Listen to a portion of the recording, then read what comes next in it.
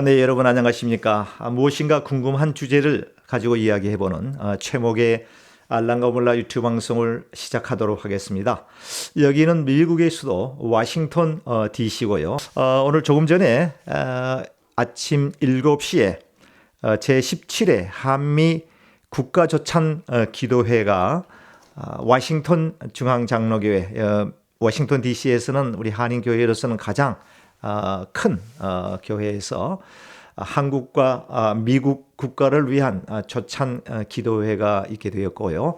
거기에 저희들이 참석을 했고 거기에서 특별 찬양 순서로 색소폰 앙상블이 연주를 했고요.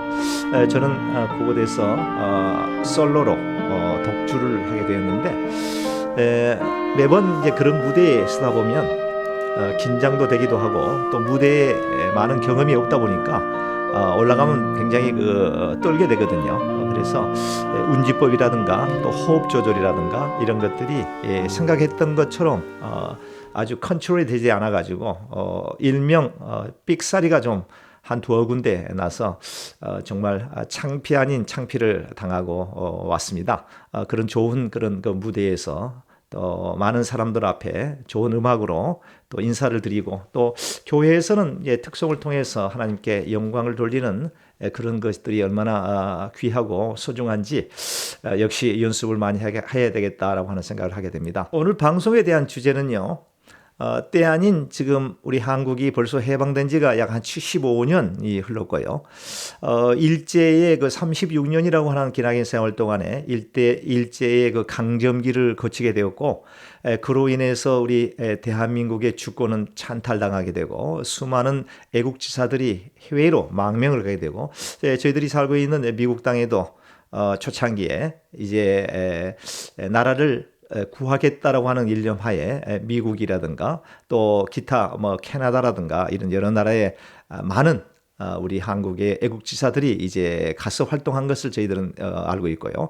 중국이라든가 러시아라든가 이런 쪽에 그런데 여당의 비상대책위원회 위원장이라고 하는 분이 여당 대표라고 말해도 과언이 아닐 정도로 그런 위치에 있는 분이 일제의 그 식민사관에 대한 아주 일본 측 입장에 있어서 한 발언이 일파만파 많은 나라를 사랑하는 사람들로부터 정말 염려를 자아내게 하는 그런 결과가 되었다라고 하는 생각을 하게 되고 그 발언으로 인해서 결국은 그 여야가 또 극한 상황으로 대치하게 되고요. 정말 대한민국이 이제 세계의 그 10대 경제권, 군사대국 6위라고 하는 엄청난 그 성장이 그 나라임에도 불구하고 내부적으로는 그렇게 진보와 보수가 아주 극렬히 대립하는 그런 관계 속에서 나라는 한치 앞을 내다볼 수 없는 그 암울한 상황 속에 놓이게 되어서 해외에 있는 그 동포의 한 사람으로서 심히 염려 아니할 수 없던 그런 그 생각을 하게 되었습니다. 그리고 또 벌써 우리 6.25가 발발이 되고 끝난 지가 70년이 넘었지 않습니까? 그럼에도 불구하고 아직까지도 좌익 심지어는 그 빨갱이 해서 본인과 의견이 틀리면 결국은 그 정복몰이 색깔 논쟁 그런 걸로 해서 상대의 그러한 의견과 그런 정체성을 갖다가 빨갱이라고 하는 그러한 것으로 더 씌워서 사회에서 거의 이렇게 매장시키다시피 하는 그러한 행태들이 지금 우리 한국에서 많이 되어지고 있다라고 하는 것이 가슴 아프고요. 미국에 살고 있는 저희 교포들 사회에서도요. 그거는 한국보다 더하면 되지 덜하지는 않습니다. 교단이라든가 교회에서의 그 지도자급에 모여 있는 사람들이 그야말로 색깔 논쟁에 극단적인 그런 그 대화를 서슴지 않고 하는 것을 볼 때에 저희는 전쟁 전후의 시대에 태어났던 사람의 한 사람으로서 물론 참혹한 그 전쟁의 그 흔적들이 트라우마가 많이 남아 있는 그러한 상황 속에서 되어진 그 북한에 대한 아주 배타적이고 또 어떻게 보면은 적과 같은 그런 입장에 있어서 그런 생각을 한다라고 하는 것은 충분히 이해는 해 봅니다만은 지금 세월이 많이 흘렀고요. 또 우리가 크리스천이라고 하면 하나님의 말씀 속에서 예수님께서 우리에게 진정 원하는 그러한 것들이 무엇인가를 생각해 볼 때 최소한 다른 사람들은 모르더라도 우리 기독교인들만큼은 정복 색깔 논쟁에 휩싸이고 식민사관에 침투가 되어서 서로 대립하는 그러한 양상은 보이지 않았으면 좋지 않겠는가 하는 나름대로 생각을 하게 되는데요. 이런 이야기는 사실 어떻게 보면 좀 센시티브한 내용이 되어서 참 드러내놓고 이야기하기가 상당히 좀 뭐한 그런 주제가 되긴 합니다만은 매번 느끼는 게 아직까지도 우리 대한민국은 70년대, 80년대 그 이전의 상황 속에서 벗어나지를 못하고 있다고 하는 것이 안타까울 따름이고요. 세계의 많은 다른 나라에 타국에 있는 사람들이 대한민국을 바라볼 때는 엄청나게 경제적 성장을 이룬 나라, 한강의 기적을 이룬 나라, 다시 말씀드리면 다시 한 번 더 가서 살아보고 싶은 나라로 세 손가락 안에 꼽을 정도로 그렇게 많은 외국에 있는 사람들이 한국에 대해서 극찬하고 있는 그런 상황 속에도 불구하고 국내에 있는 우리 한국에 계시는 우리 국민들은 정말 그와는 대치되는 그런 생각을 하고 있어서 안타까운 마음에 있어서 오늘 내용을 그런 것에 좀 컨텐츠로 해가지고 말씀을 드립니다. 사실은 그 일제시대에 일본 사람들의 그 국권 찬탈, 1910년인가요? 그걸 이제 식민사관으로 의하면 한일 합방이라고 그러는데 주권 찬탈이 되겠죠.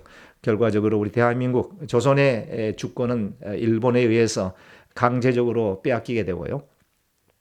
모든 국가의 것들은 이제 일본 사람들에 의해서 통치가 되게 되고 결국은 일본의 문화, 일본의 교육 또 하나 각계각층의 모든 분야의 일본 사람들이 뿌려놓은 그러한 결과들이 75년이 지났음에도 불구하고 아직까지도 그러한 흔적들, 잔재들이 남아있다고 하는 것이 서글프지 아니하느냐 하는 생각을 해보고 그 여당의 비상대책위원장 되시는 그 정모 씨께서 그와 같은 얘기를 한다라고 하는 것은 공인이 아니다면 얼마든지 조부와 또 선친께서 일본의 지도자급에 있는 위치에서 일본의 상당히 우호적인 그런 생각을 갖고 있다라고 하는 것은 누가 뭘 하겠습니까?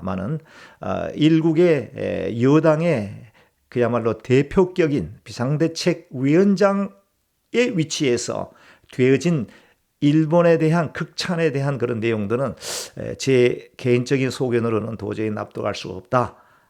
그건 있을 수가 없다라고 하는 생각을 하게 되는데 차후에라도 본인이 발언한 내용에 대해서 진정한 그런 그 사과가 있었으면 하는데 지금 현재로 봐서는 사과할 의향은 전혀 없고요.